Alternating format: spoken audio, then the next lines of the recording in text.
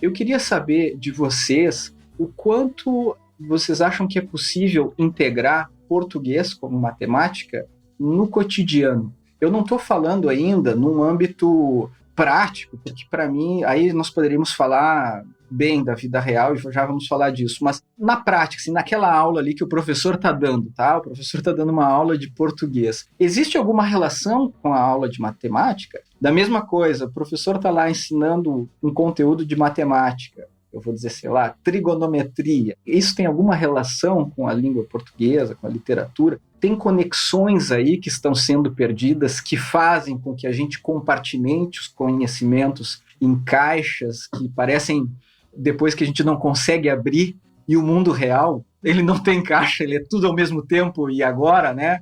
Então, quando a gente começou a falar sobre esse lugar da matemática que está no mundo, né? Muito mais do que ela engessada no seu próprio universo, na sua própria caixinha. Eu me lembro, assim, eu fazia muita ponte com a literatura, né? Eu acho que a gente tem muitos livros de literatura, inclusive, que falam da matemática, né? A gente teve Alice no País da Matemática, que era um livro de Monteiro Lobato, que era super bacana. A gente tem o Malbatã, que produz um material incrível, é um matemático, né? Ele fez alguns, mas O Homem que Calculava era um livro bem bacana, e ele traz muito essa ponte da literatura com a matemática, ele traz desafios, ele conta histórias, ele é um personagem, esse Malbatã é o autor do livro, mas ele se coloca com esse codinome e ele traz história da Grécia Antiga, do Egito Antigo, e traz situações que precisa da matemática para resolver esses desafios. Então, eu gostava muito, quando em sala de aula, trazer essa ponte da literatura.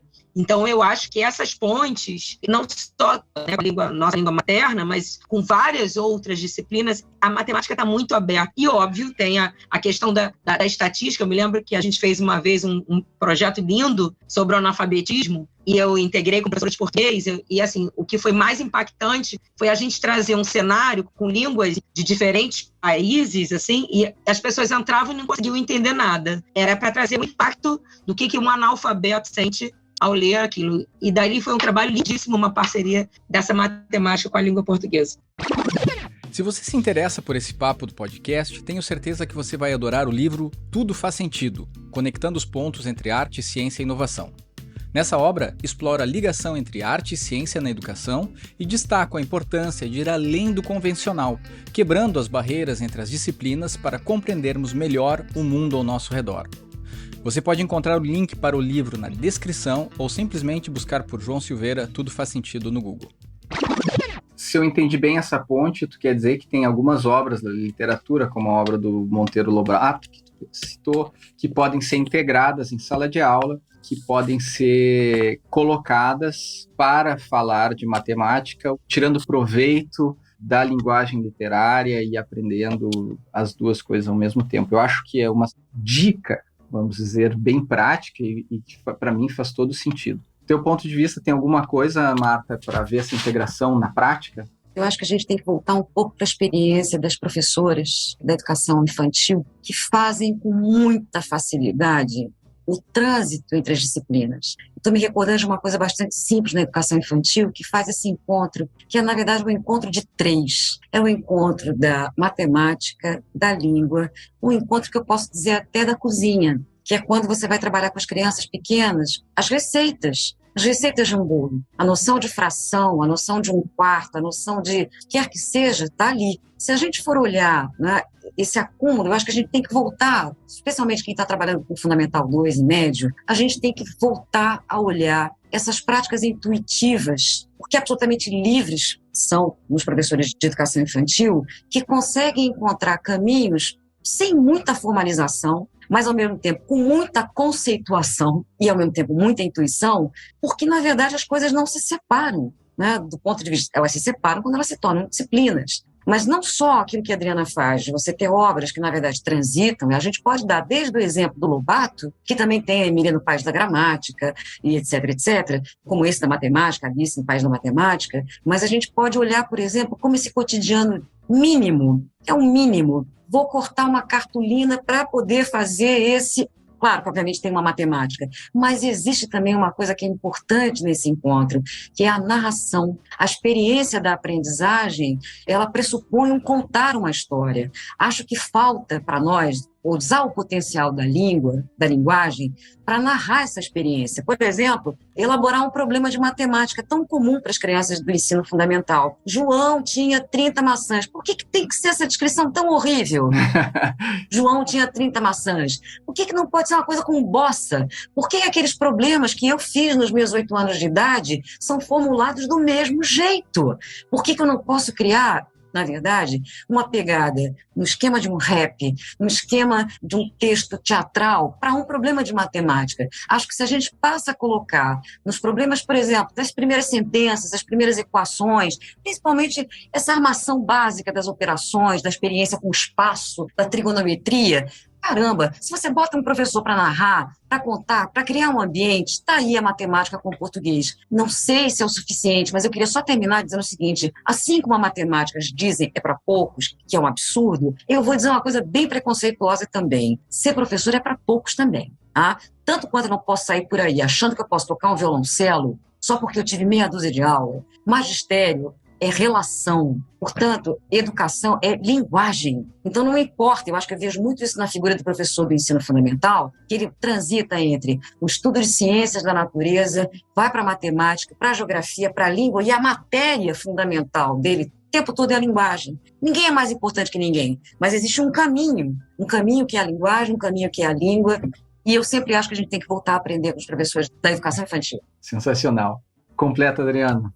Martinha, você usou uma expressão que eu sempre uso muito, que é até engraçado. Às vezes, na tentativa de um projeto trans, ou multidisciplinar, ou interdisciplinar, eu costumo falar, o professor começa a inventar situações, que é o que você trouxe. Vamos falar sobre a Páscoa. Então, Jesus Cristo foi à feira para comprar maçãs. Então, eu costumo usar essa expressão assim, gente, pelo amor de Deus, sem trabalho interdisciplinar, Jesus Cristo foi à feira. Porque é um pouco disso que você traz, né? Problemas que não são reais. Aí a etnomatemática passa muito longe. É verdade. Vocês sabem que os princípios, ou as ideias mais geniais, elas parecem muito simples ou óbvias. Vocês duas falaram coisas bem complementares, bem conectadas, e que faz todo sentido, né? Aliás, na resposta de vocês, acho que vocês foram muito além do que eu perguntei, né? Acho que a minha pergunta era, talvez, como a matemática pode estar no português e português na matemática, e a resposta de vocês duas foi uma resposta verdadeiramente transdisciplinar, em que a gente não vê bem onde está uma disciplina ou está outra, né? A gente pensa no contar a história de um problema que certamente vai ter princípios matemáticos, como tu falou, na elaboração dele, mas que vão ter outras coisas sociais, vai estar relacionado com geografia, com etnografia, com história, enfim. A forma com que vocês abordam isso, ela já é transdisciplinar e faz muito sentido para mim. Agora, se faz tanto sentido para mim, a gente acabou de conversar como uma coisa lógica, né? Por que é tão difícil de colocar na prática? É por causa da tradição escolar? É porque a gente aprendeu a fazer desse jeito? Quando eu digo a gente, tá? É porque isso aqui não é para culpabilizar o professor que está nos escutando. Eu me coloco nesse lugar também. E por isso eu digo realmente a gente. Eu acho que há um engessamento natural de cada um pensar muito na sua caixinha, que isso atrapalha muito. Sabe? Eu acho que a gente tem uma formação de dar conta de muitas coisas. Eu acho que, assim, quando a gente vê um currículo brasileiro e um currículo de outros países, né, a gente que teve possibilidade de visitar outras escolas, que você vê essa quebra de muro mais facilmente. Eu não estou falando de escola parque, tá? Eu estou falando do currículo brasileiro. Eu acho que na escola parque a gente está um passo à frente. Eu acho que essa possibilidade de pensar nos projetos, você precisa estar livre, precisa estar desconectado só da sua caixinha. Porque a gente já se permitiu sair dessa caixa e admirar a beleza das outras disciplinas como integradoras e não como cada um no seu muro, né, na sua linha. Uma outra que eu acho que é muito importante, João, e vale ressaltar, na cultura brasileira também de educação, o professor não tem tempo para planejar. O professor, praticamente, ele está o tempo todo em sala de aula. Então, esse momento de encontros, o momento de você poder estar preparando isso com outros, né, sozinhos, isso também é muito importante. Essa possibilidade de troca flui com muito mais naturalidade, porque já está orgânica essa situação. Então, eu vejo esses 3 pontos, né? O engessamento, que te prende ao pensar em projetos com mais facilidade, e o tempo de integração entre as disciplinas, entre os professores, que eles possam conversar mais e ter novas ideias. Porque quando vem de fora, quando eu faço a formação, rapidamente eles abraçam, mas eles talvez não tenham tempo ou até a falta de experiência para pensar sobre isso. se eu resumo bem, desculpa se eu sou muito simplista, mas o cerne disso seria a falta de tempo e tudo que vem ligado a essa falta de tempo, essa sobrecarga que tem a ver com a falta de tempo, de não ter tempo de pensar numa outra coisa, que talvez esteja ligado à desvalorização da profissão, enfim, tem a ver com isso, que a gente tem que estar sempre apagando um incêndio atrás do outro, então a gente vai continuar fazendo do jeito que estava fazendo, que o que tem para agora é isso.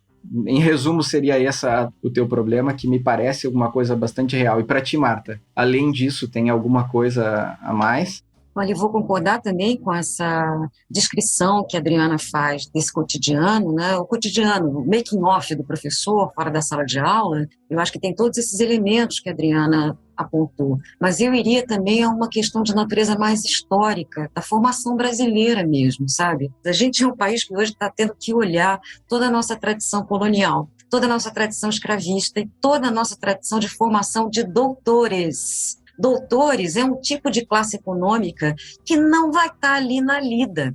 Portanto, os problemas e os conteúdos são sempre imensos, cumulativos, para dar uma certa impressão, na verdade, de que essa formação tem solidez, quando, na verdade, ela não responde. Ela responde, obviamente, para um tipo de faceta, para um tipo de Brasil. O Brasil que a gente tem hoje tem um encontro marcado complicado de uma elite, vamos chamar assim, intelectual, ou econômica, melhor dizendo, e um país imenso, que tem problemas de cotidiano. Então, o que eu faço com essa matemática e com essa língua portuguesa hoje? Com quem eu vou falar? Não só eu, professora, que estou, por acaso, na UFRJ, com um número imenso de alunos, para quem eu olho muitas vezes assim, eu estou falando com quem? Eu estou falando mesmo? Então, talvez a gente vá ser forçado externamente a repensar na base do porrete esse conteúdo parnasiano que a gente tem. Pelo menos na minha área, eu digo parnasiano porque ele tem uma solenidade, né?